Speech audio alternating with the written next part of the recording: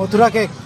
এরপর শ্যামলদার কণ্ঠে কিসের তৈরি হয়? আমরা কিছু গান শুনবো এবং বহু আকাঙ্ক্ষিত যিনি শিল্পী মিস এশা তিনি এরপর উঠবেন এবং মিস দিয়ার কণ্ঠে আমরা পুনরায় কিছু গান আমরা শুনবো শ্যামলদার সাথে জড়িত এবং আমাদের যে অনুজ স্থানীয় শিল্পী তার কণ্ঠেও কিছু গান আমরা শুনবো।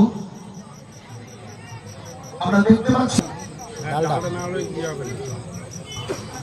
আরে সব জায়গায় ডালটা ব্যবহার করছে, পুরো পৃথিবী ডালটা ব্যবহার করছে।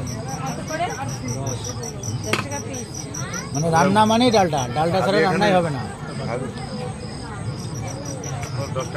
এগুলো মিষ্টি মিষ্টি না? এটা কি শিরা? এটা ডালটা।